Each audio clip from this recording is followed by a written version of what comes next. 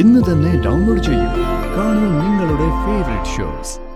നരകിച്ചും ദുഃഖിച്ചും ജീവിതം എത്ര നാൾ മുന്നോട്ട് പോകുമെന്ന് ചോദിച്ചാ മുന്നോട്ട് പോകും. കാരണം ഇതിനേക്കാൾ വലിയ നരക ദുഃഖത്തില് എന്റെ മൂത്ത മകൻ ജിതേന്ദ്രൻ ജീവിക്കുന്നുണ്ടല്ലോ. ആ അമ്മയെ അടുക്കളയിലൊന്നും കാണാനില്ല. അടുക്കളയിൽ കാണാനില്ലല്ലോ. പിന്നെ അവിടെ പോയി? ഞാനും അന്വേഷിക്ക. അവളെ അടുക്കളയിലെന്ന് മാത്രമല്ല ഈ വീട്ടിലോ പരിസരത്തോ ഒന്നും കാണാനില്ല. അവള് ജഗന്റെ വാടക വീട്ടിൽ തന്നെ പോയതായിരിക്കും. കർണാകര, നിന്റെ ഭാര്യയും കൂടി അവനോടൊപ്പം പോയാ അതിൽ പരം ഒരു നാണക്കേട് നിനക്ക് ഉണ്ടാകാനില്ല. അമ്മയ്ക്ക് ജഗനോട് കൂറുണ്ട്. സ്വന്തം മോനല്ലേ. പക്ഷെ ഇപ്പൊ അവർക്ക് ജഗനോടല്ല കൂറ്, അവരോടാ. അവരോടോ? ആരോട്? ആ നശിച്ച വന്ദനയോടും അവളുടെ വളർത്തു സന്തതിയോടും.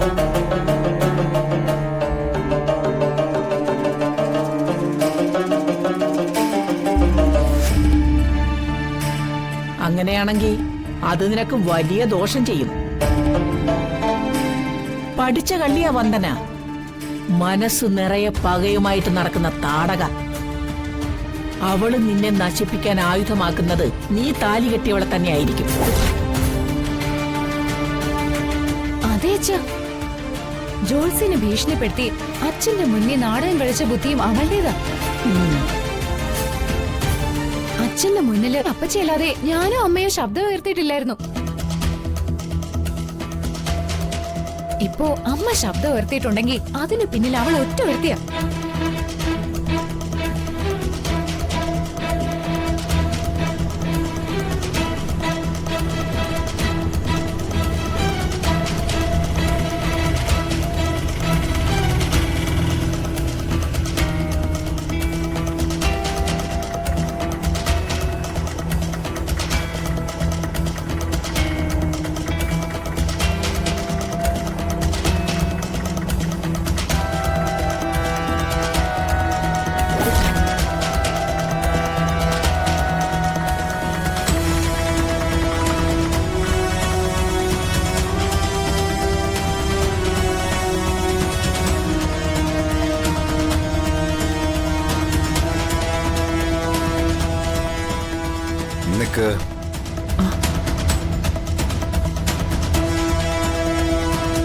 എവിടെ പോയിരുന്നു?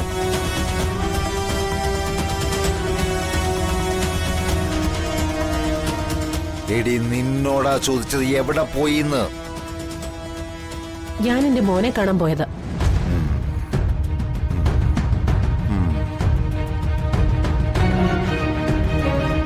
എന്നിട്ട് കണ്ടു.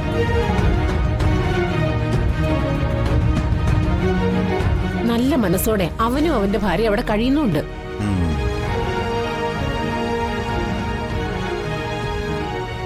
ഒരർത്ഥത്തിൽ പറഞ്ഞ പണം കുറച്ചു കുറവാണെങ്കിലും സ്വർഗീയ ജീവിതമാണ്.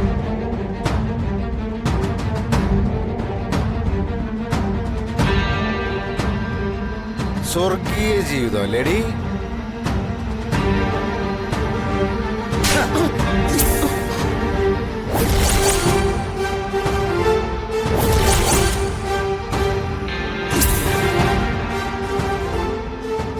എന്നെ തകർക്കാൻ ഇറങ്ങിയിരിക്കുകയാണല്ലേടി? എന്റെ അറിവും സമ്മതവും കൂടാതെ പോയതും പോരാഞ്ഞ് എന്റെ മുന്നിൽ വന്നതെന്ന് അവനെ വാഴ്ത്തുന്നു. കൊള്ളാം. ആടിവിടെ. എന്നാ നീ ഒരു കാര്യം കൂടി കേട്ടോ. 10 മാസം ചുമന്നു പെറ്റതിന്റെ അവകാശവും പറഞ്ഞ് എന്റെ വാക്കും ധിക്കരിച്ച് അവന്റെ പിറകെ പോയാ പിന്നെ നിന്റെ സ്ഥാനം ഈ പടിക്ക് പുറത്തായിരിക്കും.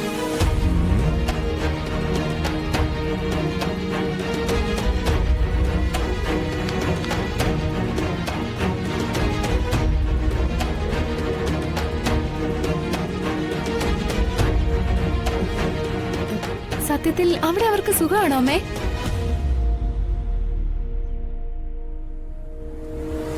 പട്ടിണി കിടക്കുന്നവർക്കും നയാ പൈസ കയ്യിലില്ലാതെ എരന്ന് ജീവിക്കുന്നവർക്കും എന്തു സുഖം. അമ്മ അവർക്കുള്ള ഭക്ഷണമായിട്ട് പോയതായിരിക്കും അല്ലേ? ദുഃഖിച്ചും നരയിച്ചും എത്ര നാളെ ജീവിതം മുന്നോട്ട് പോകുമേ?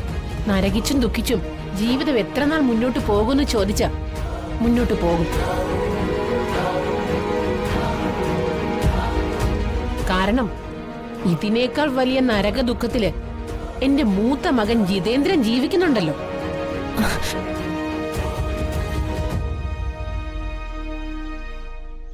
ഏ ആ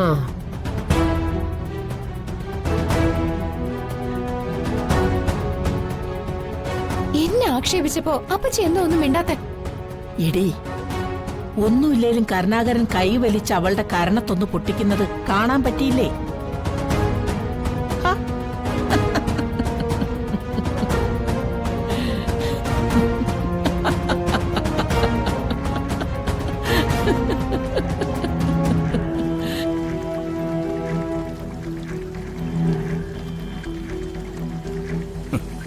കുത്തിയൊഴുകുന്ന പുഴ തടസ്സമായി നിൽക്കുന്ന പാറക്കല്ലിനെ തലോടി സുഖിപ്പിച്ചല്ല മുന്നോട്ടൊഴുകുന്നത്.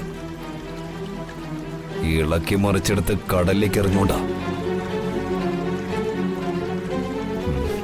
എന്റെ വഴിക്ക് തടസ്സമായി നിൽക്കുന്നതേ ഇവനാ.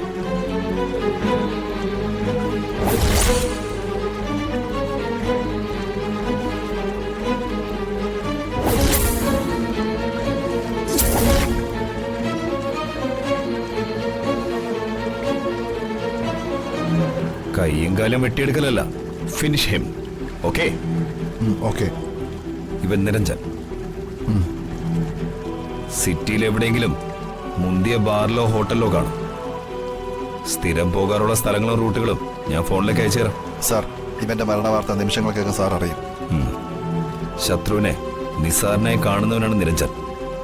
തോറ്റ് പിന്തിരിയരുത്. അവൻ കാടിറങ്ങിയ പുലിയാ. തന്ത്രവും ശക്തിയുമുള്ളവൻ. ആദ്യത്തെ അടിക്ക് വീഴ്ത്തിയിരിക്കണം. അതൊക്കെ ഞാൻ ഏറ്റു സാർ. സമയം അധികമില്ല. നാളെ പരോള് തീരും.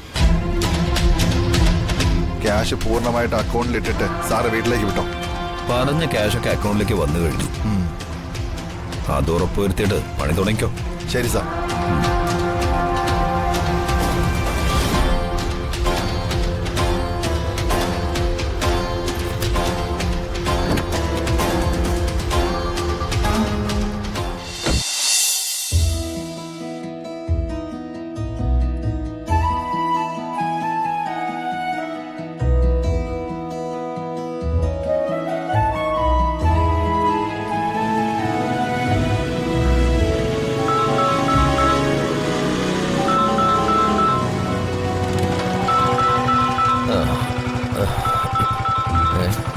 സുചിത്രയാണല്ലോ. ഹലോ. മാനത്തെ കൊട്ടാരം